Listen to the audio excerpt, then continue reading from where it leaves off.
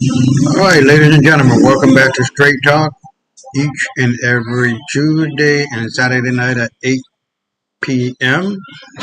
Eastern Standard Time. I am happy to be here, like always, and looking forward to some of my normal watchers, man. You know what I mean? So tonight we're going to be covering not as much as we would like. Not that we would like, but it's not necessary. This war between America and Israel and Iran is not good. America lost this big. Oh, hey, escogido con propósito. Hey, ¿qué es lo que es? Entonces, ¿de dónde tú eres? Escogida con propósito. Yo no sé quién es. Es Esther. ¿Eh? Esther. Oh, Ah, ok, Yo no sabía que era tú. Está bien, está bien. Gracias por salir. Espero que tú puedas entender y apreciar el show. Ah, okay, está bien, está bien. Pero, yeah, well, we're going to cover the war and vamos a cubrir la guerra entre los Estados Unidos y tú sabes, Irán. Lo que está pasando, porque en mi opinión, en hecho, los Estados Unidos perdió y Israel perdió. Tú sabes, tú y yo hablábamos de esto mucho y profundamente en lo que es, lo que está pasando, y cómo se van a afectar de humanidad. Es muy fuerte. Well, I want to go back to English because a lot of our people are going to be looking at you like, what the hell are you talking about? But every now and then I'm going to change it up and speak to you in Spanish and let you know what I'm saying. But we got 3 videos. Tenemos 3 videos. Enfocándose en la guerra, en lo que está pasando.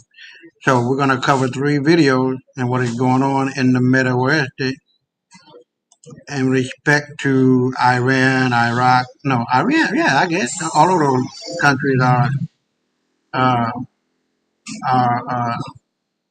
and on, I'm going to assume, voy a asumir, en el lado de Iran. I'm going to assume that they are on Iran's side, but more than likely they're not because they have military bases there. Ellos tienen la presencia de los Estados Unidos ahí. Y Irán no se gusta eso. No se gusta eso. Por eso, escúchame, por eso Irán está bombeándolo fuertemente. Y ahora ellos tienen un bomba eh, de 1000 libras. Yo creo de 1000 libras. Como yo no recuerdo bien, pero es más fuerte que los bombas antes. Los bombas tenían peso de 750 hasta 900. Ahora es 1000. Entonces es más fuerte, más fuerte y más fuerte. Y tú sabes, eh, Putin y China está ayudando en el lado de Iran. So, for the people who speak English, I'm saying that, Iran, I'm sorry, China and, damn it, and Putin, Russia is on the side of Iran, giving points of direction, I guess, of where those sites and bases and military bases are and what they're doing, what they're not doing, who's trying to pass in the Strait of Hormuz and all of that. So what we're going to do, we're going to cover this and hopefully you can kind of go along with it after. And I'll be right back. This is 18 minutes long. We're not going to be here. No vamos a quedar mucho tiempo. No, pero vamos a incorporar español en mi presentación. In my presentation, I'm going to be including español. Entonces, si tú tenías o tiene una pregunta, pregúntamelo. Tú puedes escribirlo ahí en la cajita, oíste. I'll be right back. Kind of panic that sets in when a meticulously laid plan crumbles not because of enemy fire, but because of enemy logic. And if the frantic posts on Truth Social and the hushed emergency meetings at the G7 are any indication, that panic has officially taken hold in Washington. We are now witnessing the complete and total unraveling of the so-called quick war theory. Iran displaying a level of strategic patience that seems to utterly bewilder the West. It seems Iran has claimed that it has said no to offers of ceasefire that were made by many countries. We have another news that is coming in as a breaking right now. Iran says it is unlikely to resume negotiations with the United States following recent hostilities. Iranian Foreign Minister Abbas Araghchi has stated that Iran is unlikely to resume negotiations with the United States. Has formally and publicly rejected what is believed to be the fifth back-channel ceasefire offer floated by U.S. intermediaries. This isn't just a diplomatic snub, it is a declaration of a new rule book. While a clearly rattled Donald Trump takes to social media to declare that the war appears complete and that Iran is begging for mercy, a laughable assertion that contradicts every single field report. Tehran is framing this conflict in terms that the Pentagon clearly never budgeted for. Existential, generational, and absolutely unforgiving. He said it is an excursion, but Iran said no, not now. Mr. President, you've said the war is, quote, very complete, but your defense secretary says this is just the beginning. So which is it, and how long should Americans be Well, I think you can say both. It's the beginning of building a new country, but they have no Navy, they have no Air Force, they have no anti-aircraft equipment. It's all been blown up. They have no radar, they have no telecommunications, and they have no leadership. It's all gone. So, you could look at that statement. We could call it a tremendous success right now as we leave here. I could call it, or we could go further, and we're going to go further. But the big risk on that war has been over for 3 days. We wiped them out in the first 2 days. When you think about it, he's lying. It's incredible. We wiped out a big Navy, very powerful Navy. These were ships. These were serious ships. These were ships that you buy when you want to win battles. They're all on the bottom floor. The sailors are all running off the ships. They refuse to get on the ships. The Air Force is gone. Everything's gone. The missiles are down to a trickle. The drones are down to probably 25%, and they'll soon be down to nothing. We'll have where they manufacture the drones are under fire as we speak. They're being hit. So the rest is going to be determination as to my attitude, along with the people in the Trump administration, what we want to do. Thank you. Let's be very clear about what just happened. Iranian Foreign Ministry spokesperson Esmail Baghaei didn't just say no to the ceasefire, he deconstructed the very premise of it.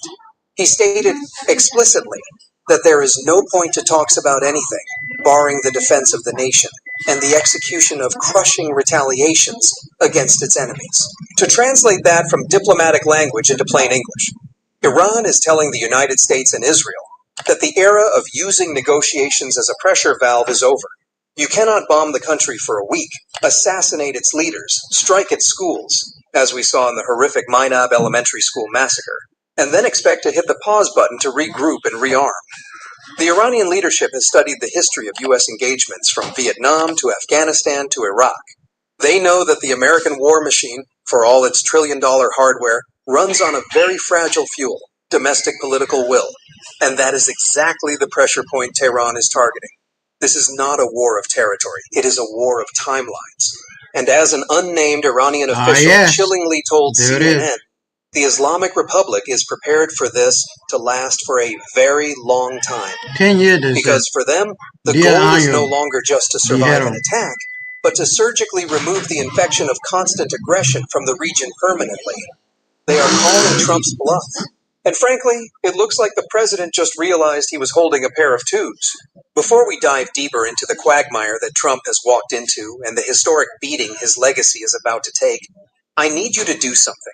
If you are tired of the mainstream media spinning these events to protect the establishment, if you want the raw truth about who is really winning and losing in this war, you need to hit that like button. Smash it. Let the algorithm know that we demand real analysis, not propaganda. And if you haven't already, click that subscribe button right now. Join this community of truth seekers who understand that journalism isn't about repeating press releases, but about holding power to account. Your support is the only thing keeping independent, honest reporting alive in a sea of censorship and lies. Do it now. Hit subscribe. Turn on notifications. And let's get into the real story. The narrative coming out of the White House is that this war is a surgical strike. Defense Secretary Pete Hegseth went on television and guaranteed that Iran will surrender. He actually used that word, surrender. One has to wonder if Mr. Hegseth has ever actually read a history book about the Iranian people or the Persian Empire before it. This is a nation that has been invaded by Mongols, Ottomans, and Soviets, and yet here they are, still standing, still defiant. To think that a few weeks of bombing, even if it killed senior leadership, would break the Iranian spirit is not just arrogance. It is strategic malpractice.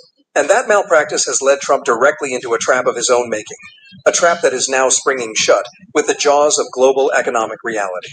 CNN spoke to Iran's Supreme Leader, Foreign Policy Advisor. Iran has a new supreme leader. What does that mean for your military effort and the confrontation with the United States and Israel? That means the system is quite functioning. So the United States says it's drastically degraded the Iranian military, the capabilities as far as missiles is concerned, drones is concerned. How much longer can you do this? That is one of the false narratives that the United States government is producing.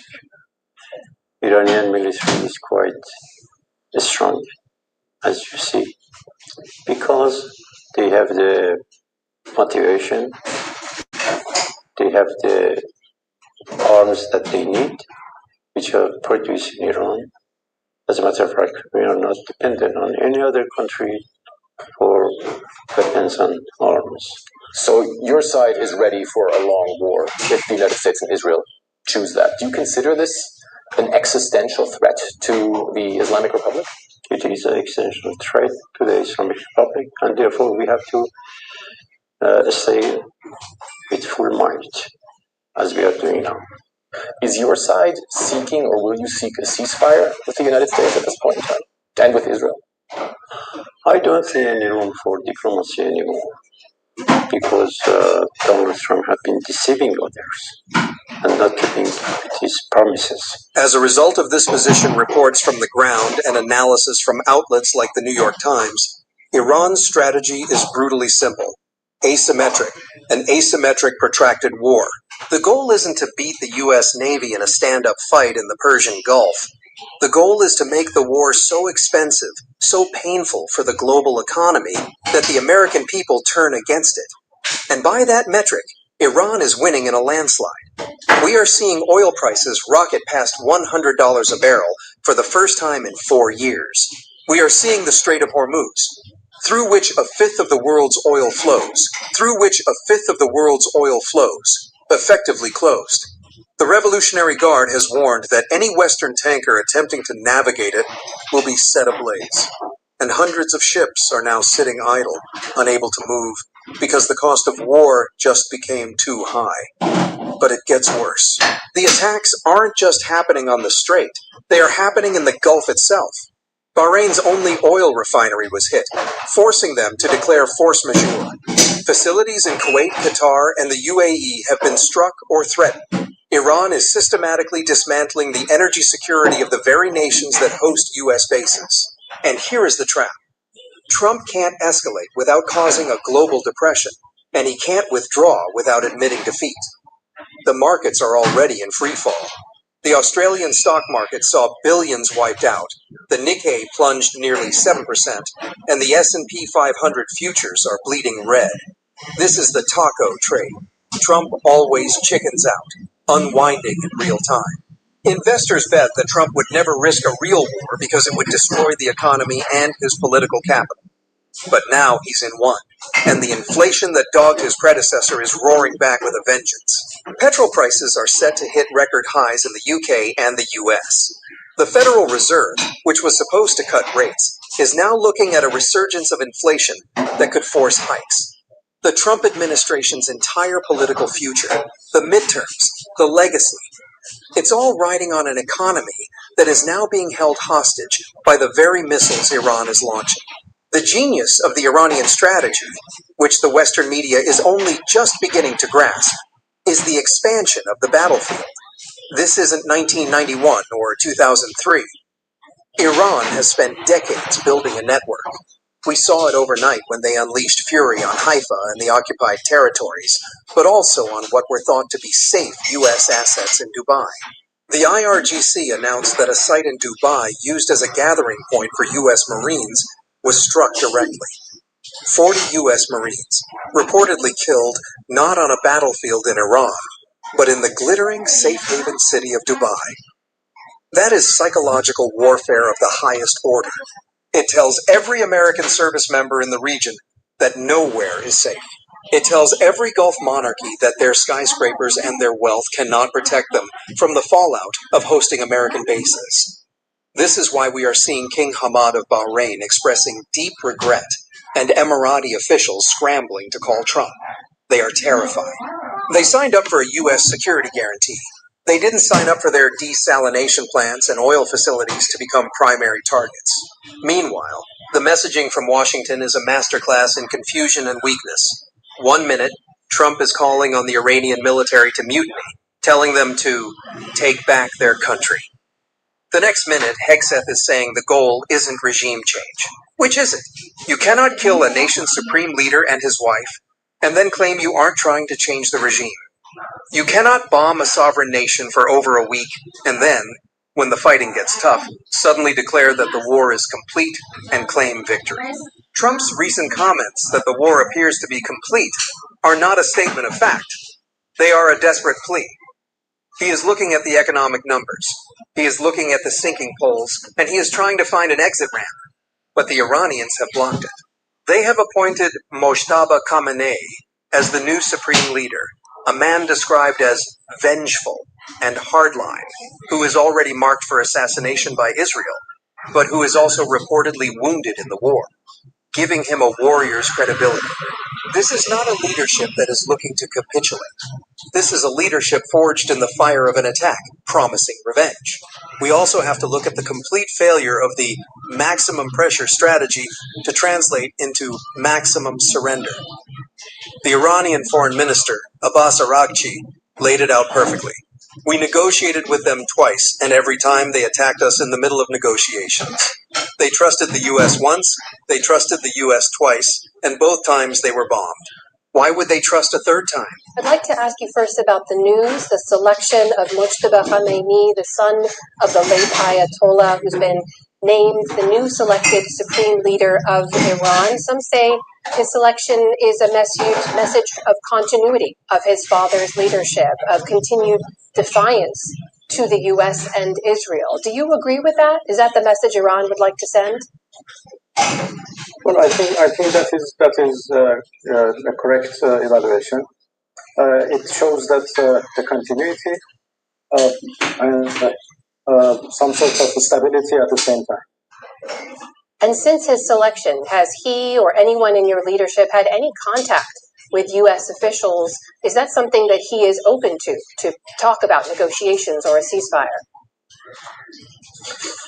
Well, first of all, it's too soon, for him to make any comments.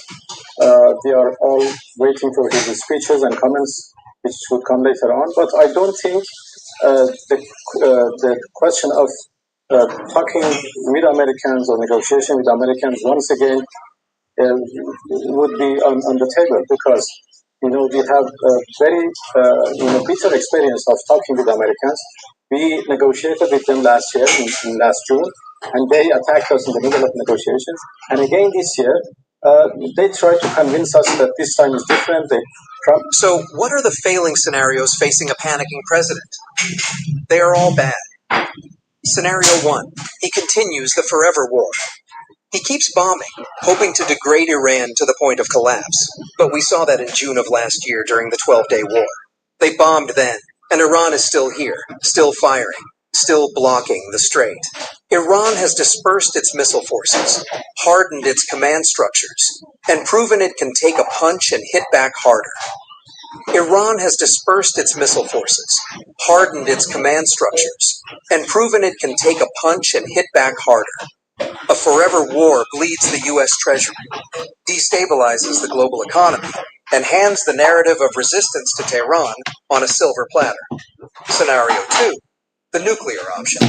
Trump could, in a fit of desperation, order the use of tactical nuclear weapons against Iranian government and military sites to force total surrender. But that would be the end of the American century. That would trigger a global revulsion unseen in human history.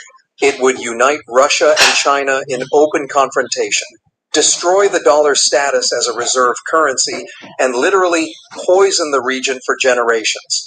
It is unthinkable, but it is being whispered about in think tanks, which shows you how cornered they feel. Scenario 3, and the one that is most likely? Iran wins. Not by marching on Washington, but by surviving. By forcing the U.S. to blink.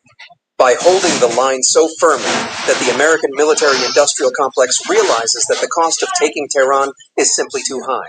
If the U.S. withdraws or negotiates a face-saving truce that leaves the current Iranian government in power, it is a victory for the ages. It permanently ends the myth of American military dominance in the region. It proves that a determined state, even under savage bombardment, can stand up to the combined might of the U.S. and Israel and force a draw. That changes everything.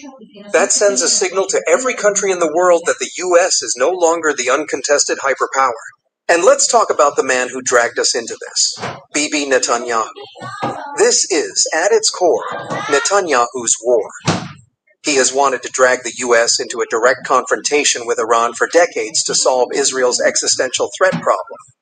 And Trump, the deal maker, the man who promised to end wars, walked right into the trap. He let Netanyahu use the U.S. military to fight Israel's battle. And now, when the going has gotten tough, when the Iranian missiles are actually hitting Israeli infrastructure, hitting the Kiryat, hitting the Air Force Command, Netanyahu is quiet. He got his war, but he didn't get his quick win. And now the special relationship is looking more like a toxic codependency, where the United States does the heavy lifting while Israel absorbs the initial blow. Trump's manhood was played by a foreign leader, and the American people are paying for it at the gas pump. We are watching the end of an era. The unipolar moment is over. The age of the quick, clean Middle Eastern war is over. Iran has decided that this time, there will be no ceasefire to save the aggressor. There will be no pause for the U.S. to catch its breath. They have decided that the only way to stop the constant aggression is to make it so costly that the aggressor loses the will to continue. And right now, with markets crashing and Trump scrambling, that strategy looks terrifyingly brilliant. Stay tuned, because the next 48 hours will determine the shape of the 21st century. And for once, it doesn't look like Washington is holding the pen. All right, let me go back and see what the what. Hey, Brother Willie, what's going on, man? I really appreciate you being here. I got my friend Esther here, de la República Dominicana. Bueno, nadie está aquí. ¿Qué pasa? All right, well, no, ella se fue. Pero, look, so if you're still here, Brother Willie, just let me know, man. So, but I was doing the show in Spanish and English, but since she's not here, then I'm not going to be worried about that. So, as we have seen in the previous video, America lost. There's no more fight.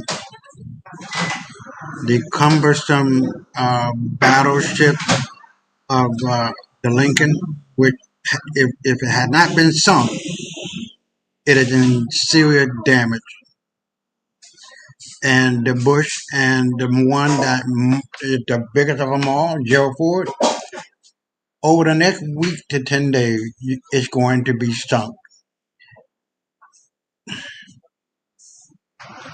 They have submarines that can blow it up from the bottom up and tear it apart, and it will sink. Iran has a new missile that works underwater. The fastest missile in water that you can imagine. That they are going to be using and blowing up all these ships or naval garbage that are wrongfully there. America's capacity to be in the world policeman is over. The white boy is done. This war is a race war. Make no motherfucking mistake about it. They're fighting to keep their little dicks in black pussy, brown skinned women's pussy. That's what it's all about. But them days are over. If you live by the sword, you will die by that motherfucker each and every time. If you live by the gun, you will die by that motherfucker 10 times worse all the time. Evil will always destroy itself in those who partake in it all the time. There's no ifs, there's no ands, there's no buts. So, here we go to the next video. It is 14 minutes long. All hell break loose as 11 U.S. warplanes confirmed down over Iran. Strait of Hormuz blocked. I'll be right back.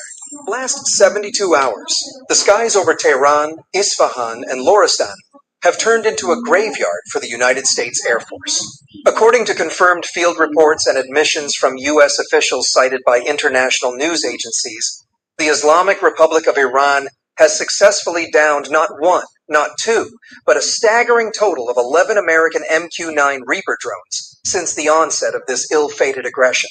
11 American MQ-9 Reaper drones destroyed. More than $330 million in losses. Iran says its air defenses are cutting through one of the US military's most relied upon surveillance weapons. Broadcasting claims the country's air defenses have destroyed 2 high-value American MQ-9 Reaper drones. Each aircraft is valued at more than $30 million. So the price of crude oil jumping up to over $100 a barrel. We're talking about the absolute crown jewel of American aerial surveillance and precision strike capability. Each unit costing around $30 million, reduced to scattered debris and smoldering wreckage across the Iranian countryside. That is a direct loss of well over $330 million in hardware. But the real story here isn't just the dollar figure. It is the catastrophic operational failure it represents. These aren't slow, low-tech aircraft we are discussing. The MQ-9 Reaper is the symbol of American air dominance, the very tool Washington has used for 2 decades to instill fear from the mountains of Afghanistan to the deserts of Yemen. Yet, when pitted against the indigenous air defense network of a nation they arrogantly claimed would fold within days, they are falling out of the sky like stones. Just yesterday, the Iranian Army's press service confirmed the destruction of another Reaper over Loristan province, while simultaneously announcing that the Israeli regime lost a prized Hermes 900 in the same time frame. The world is watching the invincible West bleed in the skies of a country they thought they could bully. And here is the kicker that must have Donald Trump choking on his morning coffee. Despite throwing the entire weight of the so-called world's most advanced air force at Iran for nearly 2 weeks now, they have utterly failed to gain air superiority. Think about that for a second. The United States, with its F-35s, its carrier strike groups, its billions of dollars in electronic warfare, cannot dominate the skies over Tehran. They promised the American people a quick, decisive campaign. Remember the rhetoric? The regime will fall in days, they said. We will open the skies whenever we want, they bragged. Yet here we are, entering week 3, and the Islamic Republic's air defense units are posting kill counts like it's target practice. The resistance is not just holding, it is thriving. Iranian state media, particularly the Tehran Times and Press TV. This is who Hold on. When families suffer, we respond. When children face them. Have been showcasing the wreckage, providing undeniable visual proof that the U.S. war machine is being dismantled piece by expensive piece. The mockery on X.com is absolutely relentless, with military analysts and civilians alike pointing out the staggering irony. The most sanctioned, blockaded nation in the world is giving the Pentagon a masterclass in asymmetric warfare.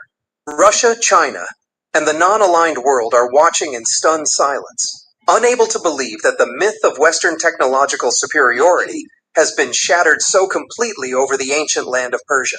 Before we dive deeper into the mechanics of this disaster for the occupiers and what it means for your wallet at the gas pump, I need you to hit that like button and share this video far and wide. We are one of the few outlets left telling you the truth without the spin from the Pentagon or the war profiteers. If you believe in honest journalism, if you believe in exposing the lies that lead to endless war, smash that subscribe button right now. We need your support to keep bringing you these groundbreaking updates from the front lines of truth.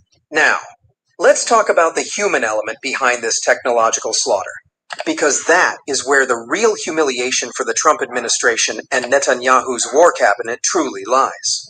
We are getting reports from deep within the Iranian military command structure, and the quotes coming out are the kind of stuff legends are made of. Brigadier General Masoud Akhtari of the IRGC Aerospace Forces gave a statement yesterday that should send chills down the spine of every strategist in the Pentagon. He said, and I am paraphrasing the translated remarks circulating on Iranian newswires, because we have destroyed their eyes and ears, their radars and their advanced drones. Trump and Netanyahu are now trapped in a slaughterhouse in the Middle East. Take a listen. انجام دادن گفتم ما از قله عبور کردیم سرازیر شدیم الان موقع سرازیری ماست دیدید همین دیشب کار بر ما آسان شد در تل‌آویو چی شده یعنی ما چون رادارها رو زدیم زیرساخت‌ها رو زدیم امروز واقعا آقای ترامپ و نتانیاهو در یک قتلگاهی در خلیج فارس گرفتار شد و روزها و هفته‌های آینده خبرهای بسیار خوشحالتری خدمت ملت عزیز ایران داده خواهد شد. ببینید اشتباه بزرگی که اینا کردن این بود که اینا اومدن یه جنگ کوتاه مدت. This brings us to the economic time bomb that is about to explode in the face of the global population. We aren't just talking about a regional conflict anymore. We are talking about a direct assault on the global financial system. With the Strait of Hormuz effectively a no-go zone for U.S. naval traffic and the security guarantees in tatters, oil futures have gone absolutely parabolic. We are looking at the very real, very terrifying prospect of $150 per barrel of oil by the end of this month. Goldman Sachs, in a report picked up by major financial outlets, has warned that the scale of this supply disruption is 17 times larger than the initial shock of the Russia-Ukraine war. That is not a typo, 17 times larger. The U.S. strategy, driven by a desperate desire to seize Iranian and Venezuelan oil riches, as Foreign Ministry spokesperson Esmail Bagay pointed out today, has backfired so catastrophically that it is going to cause a global economic depression. When oil hits that $150 mark, everything moves. Food prices, transportation, heating. The West thought they could starve Iran into submission with sanctions, but now it is the citizens of London, New York, and Paris who will be lining up for food banks as the cost of living spirals completely out of control. It is a strategic own goal of epic proportions, and the architects of this war, sitting in their bunkers, have no answer for it. The technological aspect of this victory cannot be overstated. And this is where the story takes a truly terrifying turn for the occupiers. We are seeing reports confirmed by defense bloggers and Ukrainian analysis centers that Iran has deployed a brand new iteration of its Shahed drone in this conflict, specifically an electric version of the Shahed 101. Imagine the implications of that. Traditional drones have a heat signature. They make a noise, a distinct buzzing that the Iron Dome and other systems are calibrated to detect. But an electric motor? It runs cold and silent. Middle East security analyst Mohammed al-Basha identified this modified drone based on its external appearance, and crucially, the absence of the distinctive sound during flight. These new drones feature a nose-mounted tractor propeller powered by electricity, drastically reducing their acoustic and thermal footprint. They are ghosts. They are slipping through the vaunted Iron Dome system like smoke, hitting targets with an advanced, devastating accuracy that has the Israeli home front in a state of absolute panic. The occupiers, as Iran calls them, are terrified because their billion-dollar defense networks, designed to detect loud, hot Iranian engines, are completely useless against these silent assassins.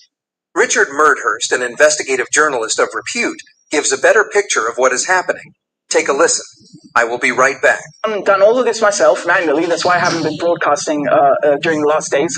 I've been suffering doing this stuff. But these are the GSC 52B SATCOM terminals that were taken out. Okay, so just take a look at that. Right. You see, you can already tell it's an American base because there's a baseball field on there. But anyway, you see the two radomes over there. Okay, so that's what they used to look like, and that's what they look like now.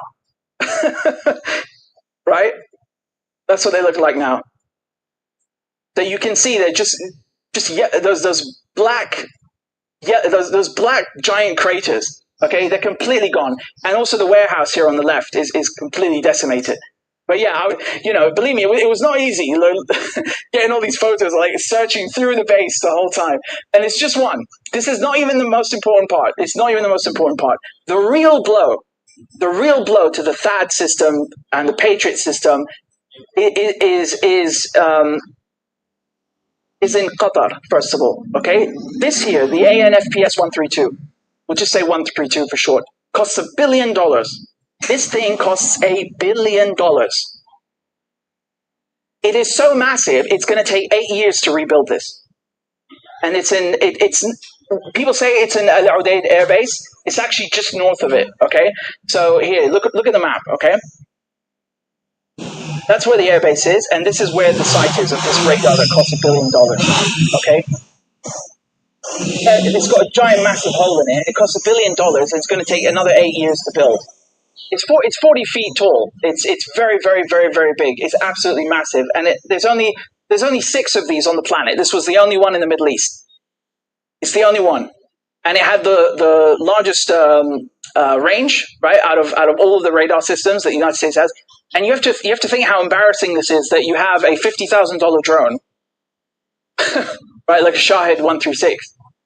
And it isn't just the U.S. drones meeting their maker. The Israeli Air Force is taking a pounding that it may never recover from. Just yesterday, the Islamic Revolutionary Guard Corps announced that they had destroyed a Zionist Ha'ila satellite communication center south of Tel Aviv, a key hub linking air bases with fighter jets, using drone strikes. Simultaneously, over Isfahan, they shot down an advanced Orbiter 4 reconnaissance drone, marking the 7th enemy drone destroyed in that province alone. Just this morning, fresh reports confirm that 2 more Heron TP drones, the flagship of Israeli long-range surveillance, were shot down in the vicinity of Tehran and Markazi province. The Iranian air defense network is hunting them for sport now. For the Pentagon and the Israeli military, this war has transformed from a quick surgical strike into a nightmare of attrition. The wreckage being displayed on Iranian media isn't just scrap metal. It is a university. Every downed MQ-9 Reaper, every Hermes 900, every Tomahawk cruise missile that is captured or shot down intact provides Iran's engineers with a treasure trove of the world's most advanced technology for reverse engineering. Donald Trump took a gamble. He bet the House on the idea that overwhelming firepower in the first 48 hours would cause the Iranian command structure to crumble. He bet that after the initial strikes, the Iranian people would rise up against their government, as his administration openly called for. He was wrong on every single count. Not only has the government consolidated power with the swift appointment of Mojtaba Khamenei as the new supreme leader, but the nation has unified against the foreign aggressor. The war, which was supposed to be over in days, has now entered a phase where Iran has demonstrated it has the logistical depth, the popular support, and the military ingenuity to fight for years. They aren't just surviving, they are adapting and innovating faster than the U.S. can replenish its losses. The U.S. military-industrial complex cannot produce MQ-9s fast enough to replace the ones being turned into fireballs over Iran. Meanwhile, Iran is ramping up production of its electric Shaheds, its ballistic missiles, and its air defense batteries. This brings us to the message being broadcast from Tehran to every citizen in every country around the world. Today, Iranian Foreign Ministry spokesperson Esmail Baghei stood before the cameras and delivered a statement that cuts through the fog of war and gets to the heart of the moral struggle. He said, "We are not just defending Iran, we are defending humanity." He accused the United States and Israel of trying to violate Iran's sovereignty and defeat its people. But more than that, he framed this conflict as a battle for the soul of the international order. So, as we wrap up, look at the landscape. 11 Reapers down, Israeli command centers destroyed, the skies over Tehran a no-fly zone for the aggressors. The US and Israel are trapped in that slaughterhouse General Akhtari spoke of, their technological advantage eviscerated, their intelligence networks blinded, and their economies facing the shock of $150 oil. This isn't a war of aggression anymore. It is a war of survival for the empires, and they are losing. We will continue to follow this story as it develops. Remember to like, share, and subscribe. The Truth needs a channel. All right, I want to cut to this because you guys got to understand that they're just waiting for the Gerald Ford warship to get into distance. I'm going to play this one.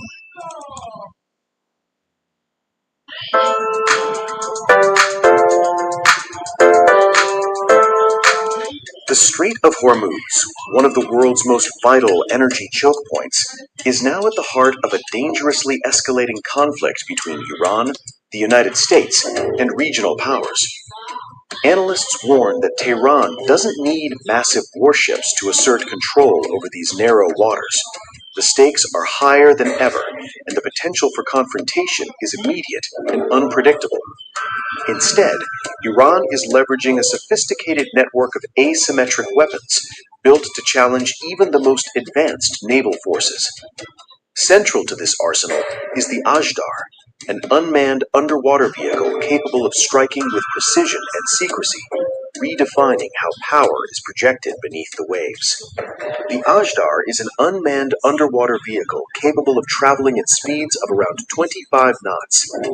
Analysts say it can patrol underwater for up to 4 days and cover distances of roughly 600 kilometers on a single charge. Operating quietly below the surface, such systems are difficult to detect and extremely challenging to intercept from the air. These underwater drones form only one part of Iran's broader asymmetric arsenal in the Persian Gulf. Military observers say Tehran has developed a layered approach to naval warfare, one that relies on swarms of smaller, cheaper systems rather than traditional fleets. Alongside underwater vehicles, Iran is believed to deploy swarms of unmanned aerial vehicles, anti-ship missiles, fast attack boats, and unmanned surface vessels. Together, these systems could create a highly complex threat environment for ships attempting to pass through the narrow Strait of Hormuz. Analysts say the strategy is designed to overwhelm and exhaust defensive systems through saturation attacks. Multiple drones or unmanned vessels could be launched simultaneously toward a convoy or warship, forcing naval defenses to respond to numerous threats at once. Some of these platforms are believed to operate autonomously or with artificial intelligence guidance. In certain concepts, underwater drones may approach a ship's hull silently before detonating explosives at close range. Such systems resemble so-called suicide torpedo designs, combining torpedo technology with autonomous navigation. Iran is also believed to possess unmanned surface vessels capable of carrying explosive payloads. These systems may be guided by GPS navigation or artificial intelligence, and some are designed to operate in coordinated swarms. Military analysts say these platforms can serve several roles during naval operations. They can carry out direct attacks on warships, disrupt trade routes, conduct reconnaissance missions, or relay targeting information for missiles and other weapons. Surface or underwater drones can also identify targets and transmit real-time data, allowing other weapons, such as cruise missiles or ballistic missiles, to refine their attacks. In combination with coastal artillery and aerial drones, these systems can create a multi-layered strike network. The use of unmanned platforms offers several advantages in naval warfare. They are significantly cheaper than traditional warships or submarines and can be produced in large numbers. Their smaller size also makes them harder to detect using conventional radar or sonar systems. And in confined waters like the Persian Gulf, these systems may be particularly effective. The narrow geography of the Strait of Hormuz limits maneuvering space for large ships, increasing their vulnerability to coordinated attacks. This strategy may already be affecting global shipping routes. Several intelligence assessments warn that Iran's drone attacks could disrupt maritime traffic through the Strait of Hormuz for months. The waterway, located between Iran and Oman, is one of the most important energy corridors on the planet. Roughly 20% of the world's crude oil and liquefied natural gas passes through the strait. Since the conflict intensified following U.S. and Israeli strikes on Iran, Tehran has launched hundreds of missiles and more than 1,000 drones targeting Gulf states aligned with Washington. Air defense systems intercepted most of the incoming attacks. However, reports indicate that several residential areas, commercial facilities, and military installations still suffered damage. Iran is widely regarded as one of the region's major producers of military drones. According to estimates from the UK-based Center for Information Resilience, Iran may be capable of producing around 10,000 drones each month. One of the best-known models is the Shahed 136, a long-range loitering drone capable of flying between 700 and 1,000 kilometers. From Iranian territory, or potentially from ships in the Gulf, such drones could reach targets across much of the southern Gulf coastline. While Iran's drone production capacity appears substantial, analysts say its missile stockpile may be more limited. Estimates of Iran's ballistic missile inventory vary widely. The Israeli military has suggested the country may possess around 2,500 missiles, while other analysts believe the number could reach as high as 6,000. Missile reserves have reportedly been reduced by earlier transfers to regional allies, including Hezbollah in Lebanon and the Houthi movement in Yemen. Previous conflicts have also depleted parts of Iran's arsenal.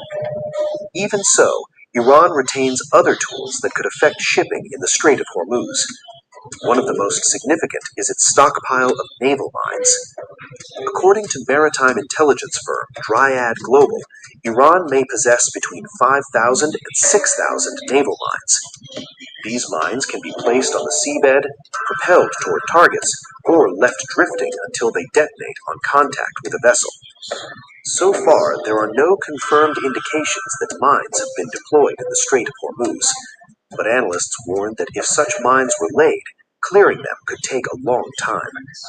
Mine clearing operations in busy shipping lanes can take weeks or even months, especially in a narrow and heavily trafficked waterway like Hormuz. That could significantly disrupt global trade. The economic impact is already being felt. Energy markets have reacted sharply to the rising uncertainty. Brent crude oil prices have climbed by roughly 12% this week, while European benchmark natural gas prices have surged by roughly 50%. Such volatility reflects growing fears about how long shipping disruptions might last. For now, the danger in the Strait of Hormuz isn't coming from battleships or aircraft carriers. It comes from the unseen. Drones slicing low over the water, mines lurking beneath the surface, and autonomous weapons prowling silently through the shipping lanes, ready to strike without warning. In this narrow choke point that carries a fifth of the world's energy, even the hint of such threats could grind global trade to a halt for months, sending shockwaves through markets and nations alike. Make it a habit. 7 minutes of Tai Chi every morning, all the way for 1 month.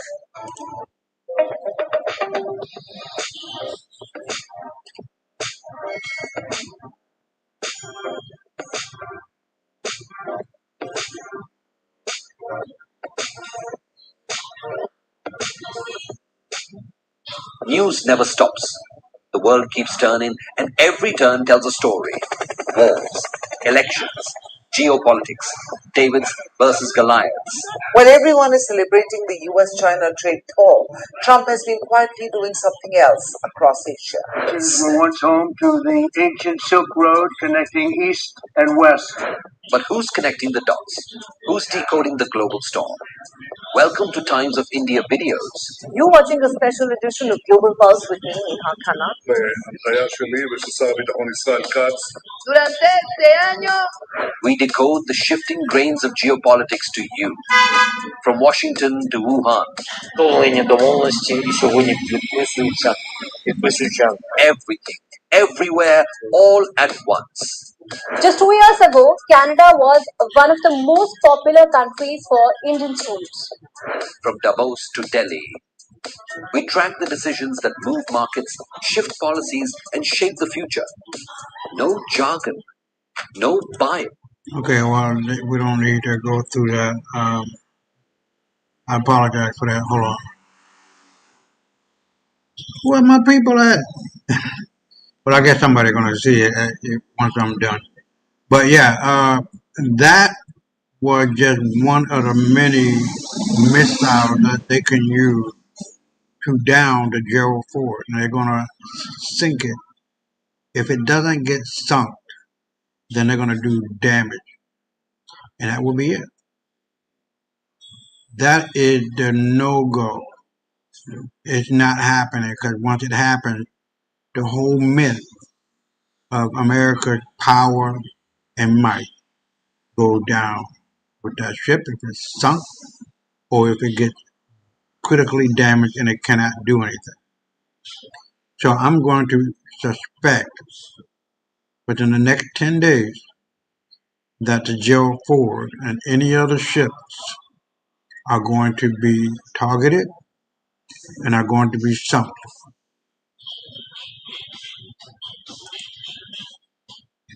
So now we have Trump plan surrender to Iran after Putin called. What? I thought this white boy Trump and his bitch ass damn family and his whole ass damn daughter that he done fucked is okay. It's not okay. He even has his limited days. It's fun in the beginning, but you gotta pay the price, baby. In the end. I'll be right back. And he appears ready to surrender to Iran. Donald Trump called up CBS an hour or so ago, and he spoke to Weijia Jiang over there, and Trump said, I think the Iran war is pretty much complete. He says, pretty complete, pretty complete. They have no navy, no communications, they've got no air force. He says the United States is very far ahead of its initial 4 to 5 week estimated time frame. When asked about Iran's new supreme leader, Mojtaba Khamenei, who Trump is openly criticizing, Trump's like, we won. I have no message for him, none whatsoever. Donald Trump said that he had someone in mind to replace Khomeini, not Mojtaba, but he said that he's not going to discuss it now.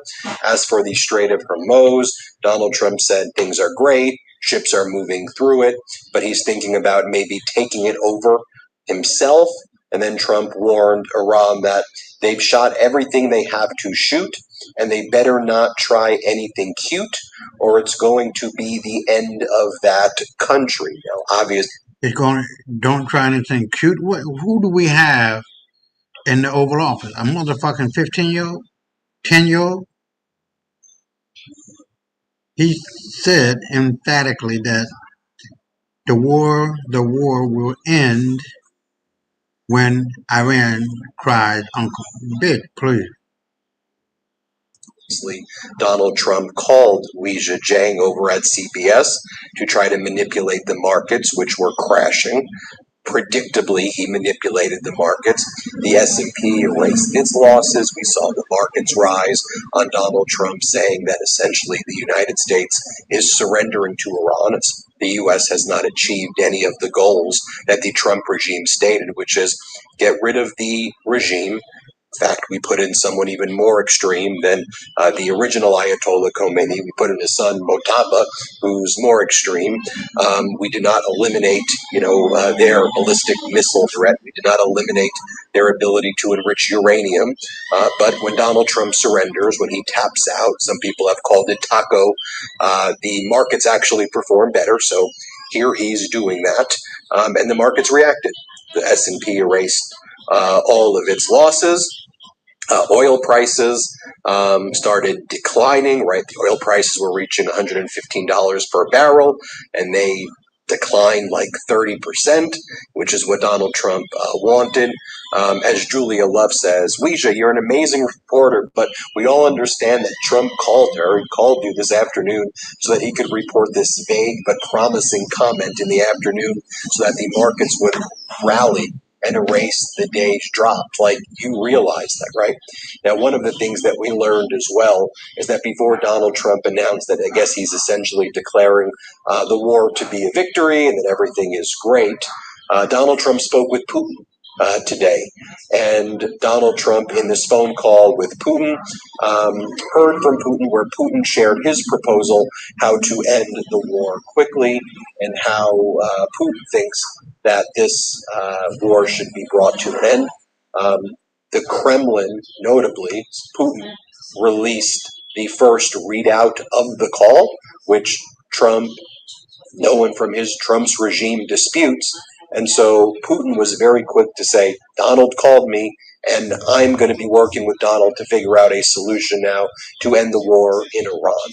Just want you to think about how utterly dangerous that is, especially when you account for the fact of how well Russia has done in this war, right? These surging prices of oil created a windfall for Russia, especially as the United States dropped a lot of critical sanctions against Russia, allowing it to sell oil.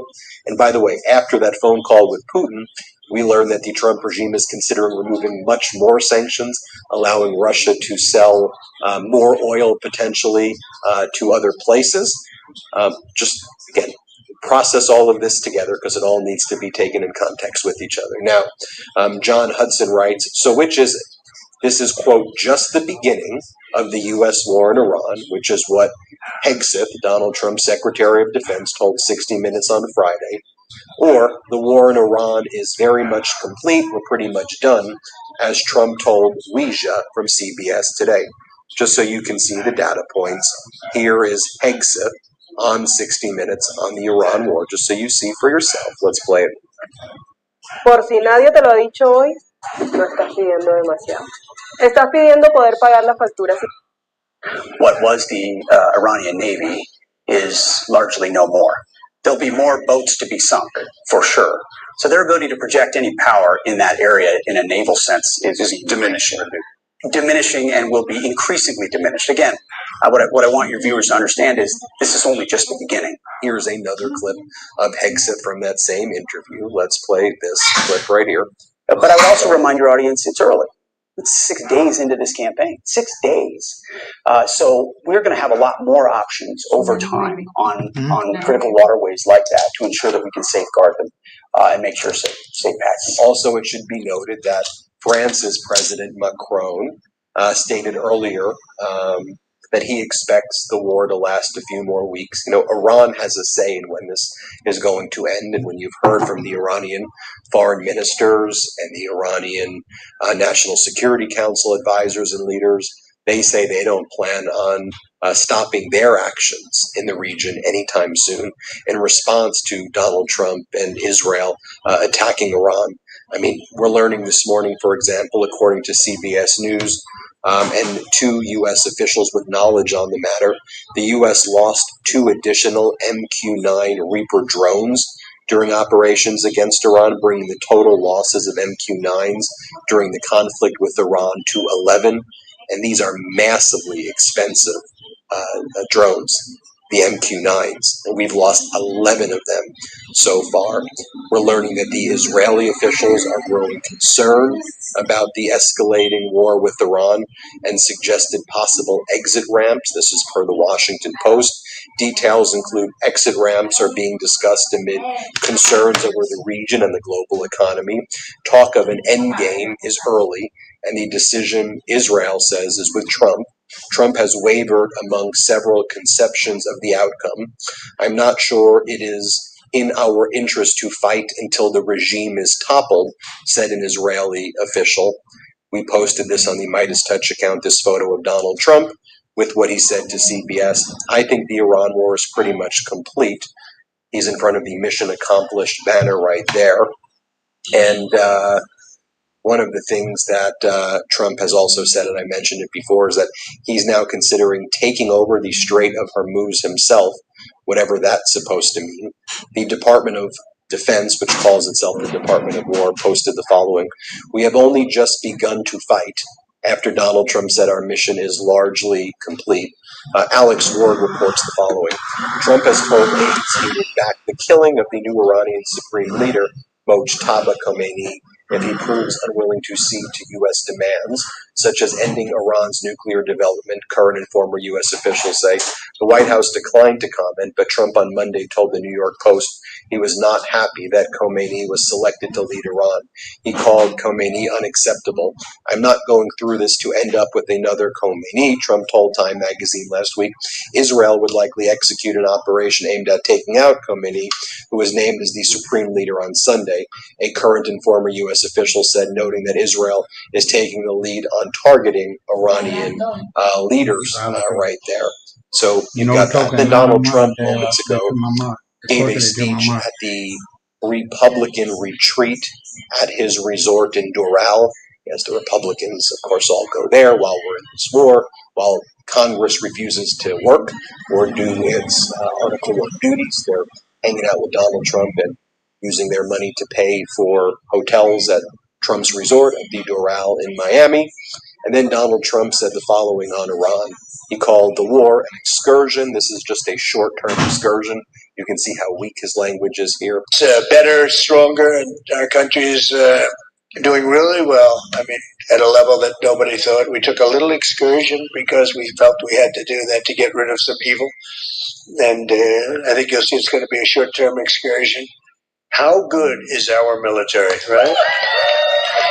Amazing. How good? Short term.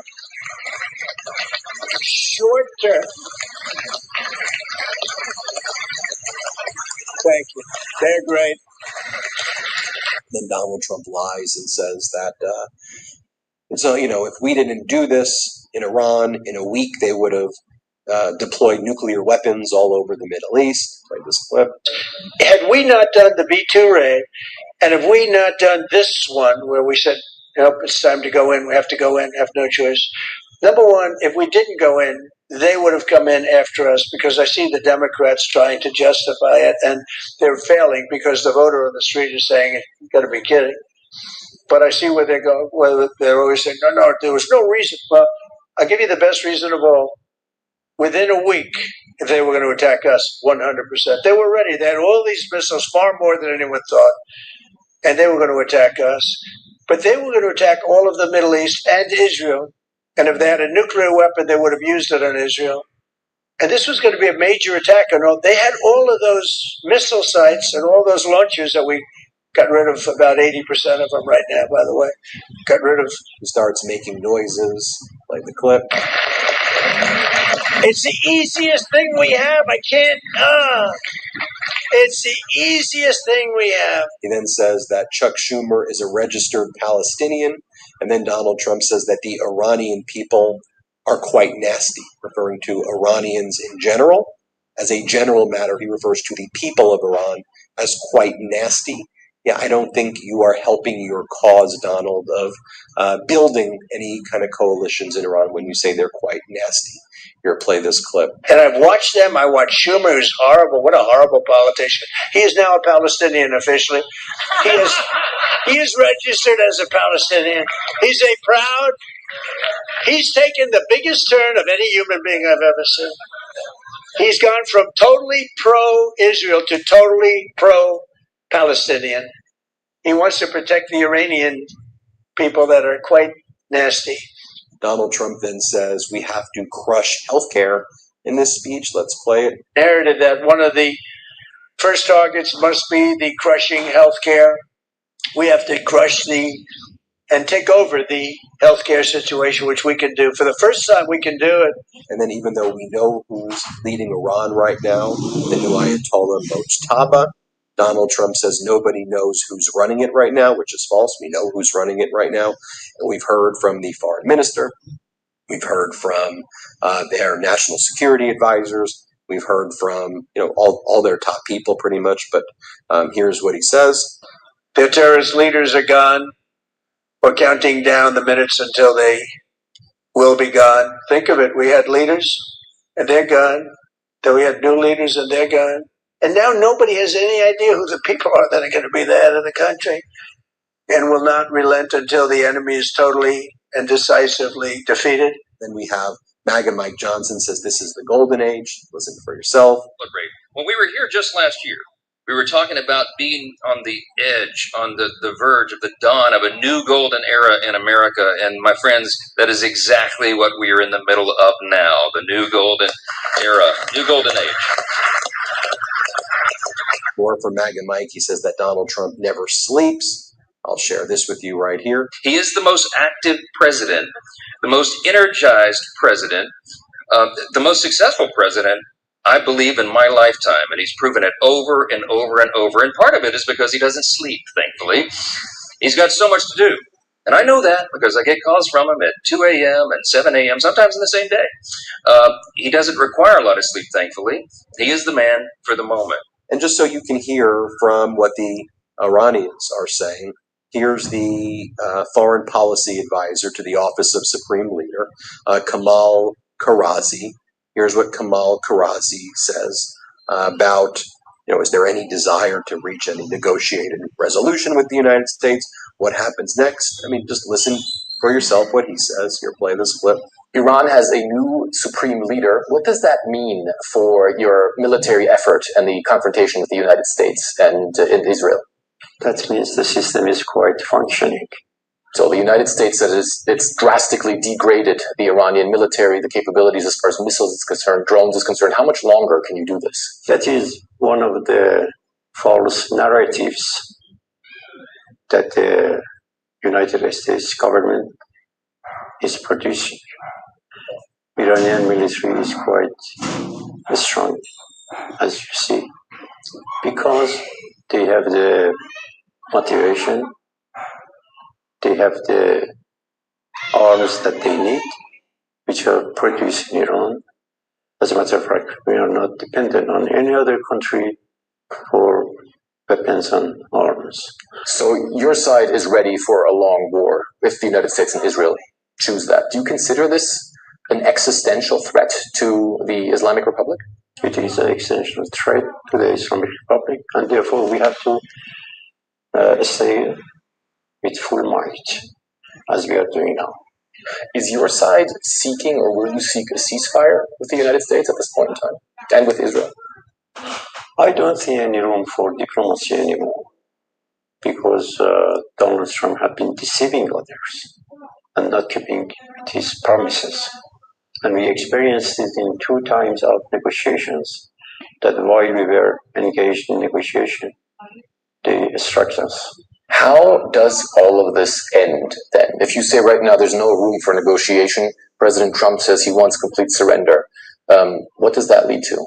There's no room unless the economic pressure would be built up to the extent that other countries would intervene to guarantee this termination of aggression of Americans and Israelis against Iran.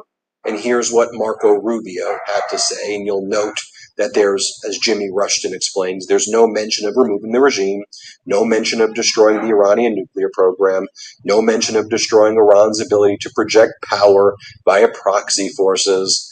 And, the regime's war aims just constantly change. You can listen to it for yourself. Here, play this clip. The goals of this mission are clear, and it's important to continue to remind the American people of why it is that the greatest military in the history of the world is engaged in this operation. It is to destroy the ability of this regime to launch missiles, both by destroying their missiles and their launchers, destroy the factories that make these missiles, and destroy their navy. That's the current update we have now. We'll keep you posted every step of the way. As always, hit subscribe, and let's get to 7 million subscribers, and thank you for watching. Want to stay plugged in? Become a subscriber for our Substack. All right, now you know what that means. And it's over. America's might has been dwindled down to a mouse. So now we're going to bring in the X-Files from my X account after what is really going on. So this is a whole bunch of things that I wanted to share with you. And this is the whiteboard. These statistics don't care about your motherfucking feelings.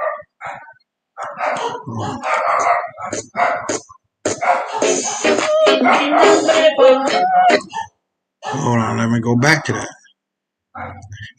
Are stats racist? Blacks are 13% of the population, but commit 56% of the murder, 56% of school shooting. That's not true. 53% of armed robbery, 59% of child molestation, 51% of carjacking. Hold on.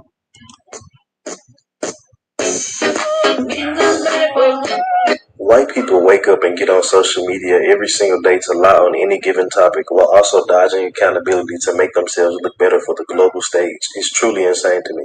White men are 29% of the U.S. population, yet account for 84% of all child pornography-related offenses. White men are 29% of the U.S. population, yet they commit 77% of all statutory rape. White men are 29% of the U.S. population, yet they account for 65% of all rape arrests. White men are 29% of the U.S. population, yet they account for 91% of all family size. White men are 29% of the U.S. population, yet commit 78% of all school shootings. White men are 29% of the U.S. population, yet they account for 71% of all bestiality-related offenses. And that's only the tip of the iceberg. You get the point. These people are extremely dumb and hypocritical, and they collectively as a whole lack accountability. That's right. That's right, bro. That's right. No accountability with these fucking animals. The world cannot live in peace because of white people's fucking stupidity. They're mediocre at best. Black people civilize the uncivilizable animals 3 times. Let's take a listen to our great mother who passed a long time ago. You know what black power means? Black power means genetic power. The black man can annihilate the white man, with his phallus. The white man has to build a missile to annihilate people of color. By that I mean this, that I think that the fundamental thing that is frightening white men and has frightened them since they were created as genetic mutation is that their appearance can be annihilated by the black man, especially the man who creates the most color, which is a black man in the whole human family. And that is the individual who has to be made inferior and who has to be controlled and has to be destroyed. You know what black power? Now here, just a photo, but it said Trump recorded without his knowledge, declares that he wants Americans to treat him the way the North Korean people treat their dictator, Kim Jong-un. Well, really? That ain't gonna happen. Oh no, it's a 20-second video. I'll be right back. Are we close to seeing Mr. Kim here at the White House? Could happen. I mean, we talked about that yesterday. I think it's something that could happen. Yeah. Hey, he's the head of a country, and I mean, he's the strong head. I don't want anyone to think anything different. He speaks and his people sit up at attention. I want my people to do the same. Well, are we close to it? Wow, this guy is a psychopath, narcissistic little bitch. Now, I like this guy. His name is Scott Ritter. If you think it's going to be peace and comfort, you're smoking dope. And that's true. The new supreme leader, Motaba, I guess that's how you pronounce his name, Khomeini was his father. His mother died, sister died, wife died, and you think, and other people in his family, do you think they're going to have, or he going to want peace? Bitch, please, you kill my fucking father. All you motherfuckers going. This is why I am saying, and other people are saying, that death of Trump and his fucking family is very close. All you motherfuckers are going to be dying. They're going to be dying or dead. This is a holy war. It's already been proclaimed. Holy war don't stop until all of you motherfucking worthless bitches that you consider yourself to be white are going to have a bad lifetime. Be right back. Iran will not. The world needs to understand. The U.S. and Israel murdered Ali Khamenei. They murdered the supreme leader. People need to stop pretending this wasn't an event. This is a earth-shattering event. The Iranian people are enraged. They will not stop this war until they get their revenge. And their revenge will be against the nation state Israel that perpetrated this and against the United States. This doesn't end with the United States having a military footprint in the Middle East. Iran will seek to eliminate that. Now, if Donald Trump is willing to withdraw the totality of American forces from the Middle East, that could bring about, the reopening of the Strait of Hormuz and peace and comfort with the Gulf Arab states. But if Donald Trump wants to pretend that the United States has an inherent right to continue to have a military presence in the Middle East after they use that military presence to carry out a surprise attack against Iran, you're smoking dope. And if you think Israel gets to continue to exist in a manner that threatens Iran, no, Israel murdered the supreme leader. They now have the son of the supreme leader as the supreme leader. You think he's going to sit there and say, it's all cool. You murdered my dad. You killed my daughter. You guys tend to forget about that. 14-month-old granddaughter of Ali Khamenei.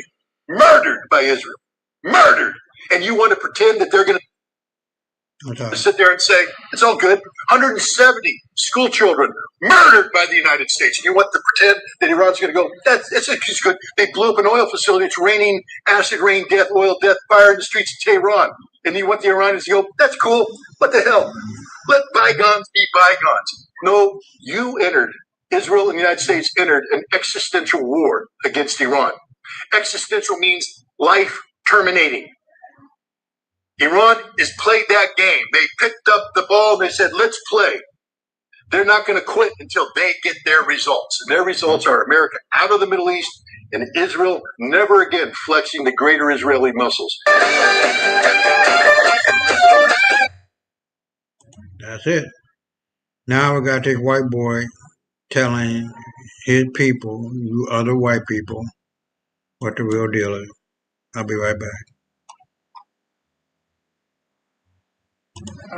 Yes, you, my white evangelical Christian family members, for over 400 plus years, truly believe that your God dismisses and overlooks your evil and in fact blesses it.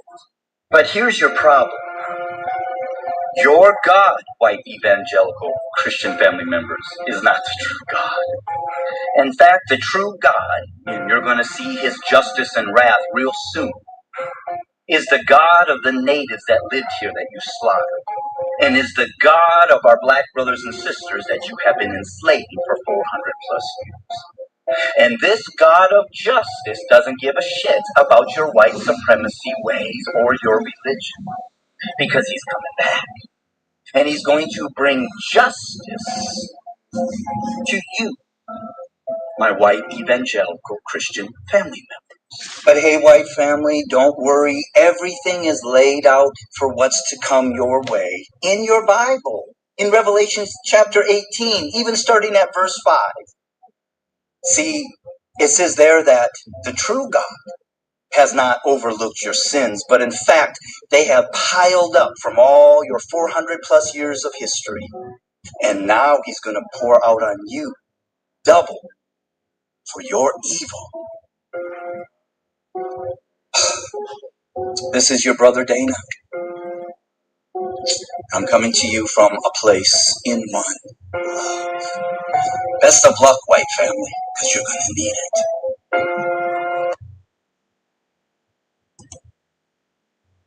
All right. So we got a couple more before we round it up. Iran Army published a new CENTCOM message, and you won't see it on media. We are witnessing a massive, coordinated, multi-domain operation by Iran. Air Force striking Haifa, IRGC hitting Tel Aviv, comms and Zionist bases in Iraq, and air defense sweeping the skies of a spy drone. I'll be right back. Oh, no, I'm sorry. I can't believe it. Nobody gonna understand it. I'm sorry. So basically what it's saying right here. So now we have this message on Iran's latest missile barrage on Israel in memory of the victims of Epstein Island. That's some cold shit. And the Gaza people and children. And here we have Iran launching what is being described as its most dangerous attack yet on Israel tonight. Hold on.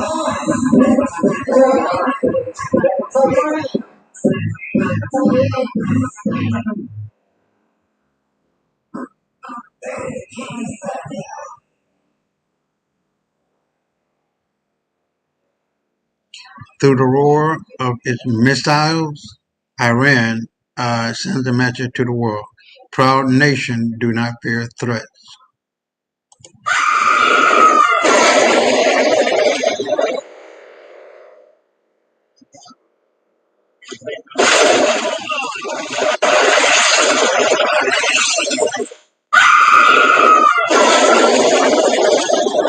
I ain't saying nothing yet.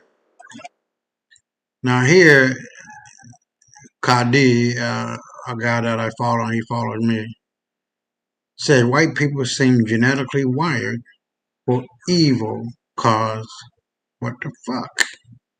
Here they got reports showed Israeli holding a barbecue near Gaza's border amid ongoing starvation, bombing, and airstrikes by Israeli forces. Man, they should be killed.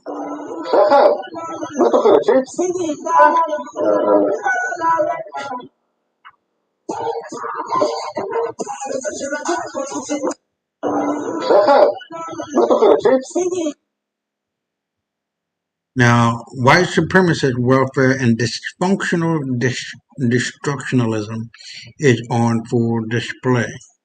Yet they get on this app daily attempting to pathologize blackness. And here is have a little blurb. News. Hegseth spends $93 billion taxpayer dollars on steak, lobster, king crab, and more. Ain't this a bit? I'll be right back. Big news right now, a new analysis has found that Pete Hegseth, the Secretary of Defense, spent $93 billion in the month of September 2025. And well, he used your taxpayer dollars to buy everything from king crab to steak to lobster to Apple products. A new analysis conducted by Open Books found that the Secretary of Defense spent $93 billion taxpayer dollars in the month of September 2025 alone. Why that month? Well, if you don't spend the money as a federal government agency in September, the fiscal year ends, and so you lose the money. So let's look at what he spent it on. $2 million on Alaskan king crab, $6.9 million on lobster tail, $15.1 million on ribeye steaks, $124,000 for some ice cream machines, $139,000 for donuts, $225 million on furniture, a $100,000 grand piano, over $5 million in Apple products, and much more. That's where your taxpayer dollars are going. I'd encourage you to go read this analysis online, spread the word, follow along for more. Ain't that a bit? And people in America are starving, homeless, the veterans, the old people, the people on Social Security. But you don't have money for them. But you got money for war and steaks and lobster and Apple products. Okay.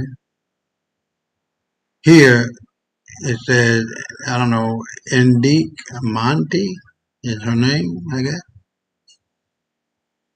Eating and sexually abusing little kids on an island, invading, destroying countries, bombing schools.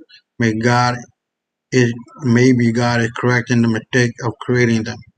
Check this out. In 1900, white population of the world was 36%. Today is 8%. I would say it's really like 5%.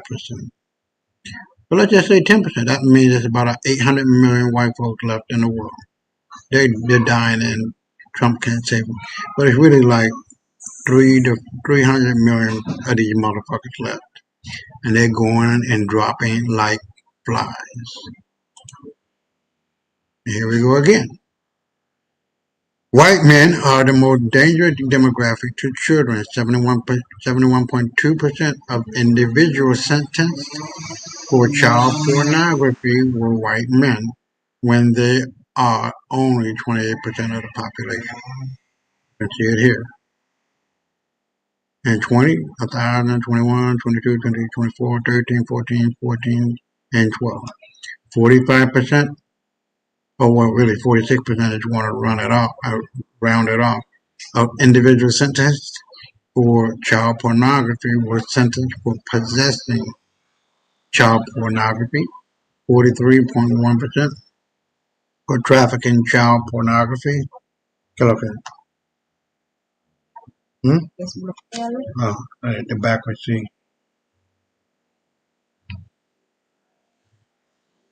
11.1% for receiving child pornography. 99.1% were men. 71.2% were white. 18% were Hispanic. 6% were black, and 4.8% were other races. Their average age was 41.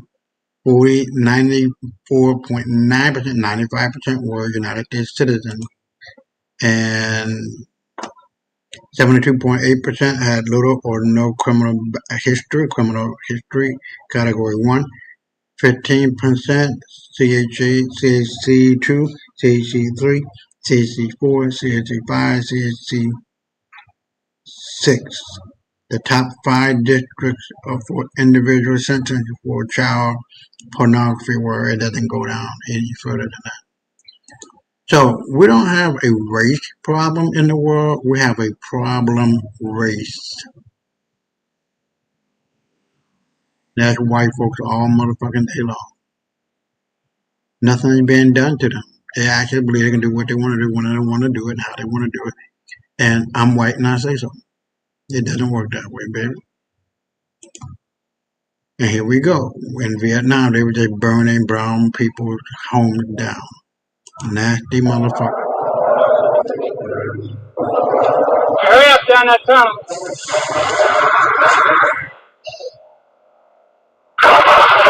They haven't forgotten that shit. Vietnam and other places. They have not forgotten. And believe me, revenge is on the table, on the menu. And so here we go. Scripture says, as soon as these devils are born, they come out speaking lies. That's what they do. Elon, you told a big lie concerning Epstein's island. Psalms 58:3-5, King James Version. The wicked are estranged from the womb. They go astray as soon as they be born. Speaking lies, they're poison is like the poison of a serpent. They are like the deaf adder that stoppeth her ear, which will not hearken to the voice of charming never so wise. And that's it. Let me see what I can find.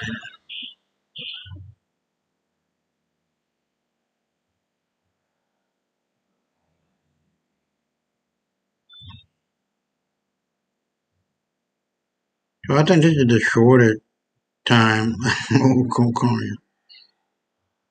Let's see what it's about.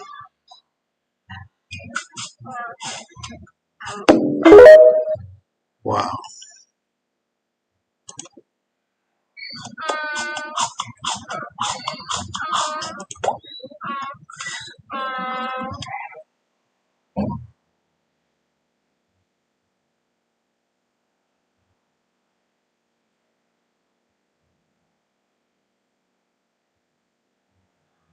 All right, so that's the end of the program. I just really want to, for those who will see it and those who were here, I really appreciate you for coming. And hopefully, you guys will just be asking me some questions, ask me some questions, talk about what you're seeing, and the whole lot. But anyway, fuck all white folks, and you know the deal. For the next 24/7, 365, stay black.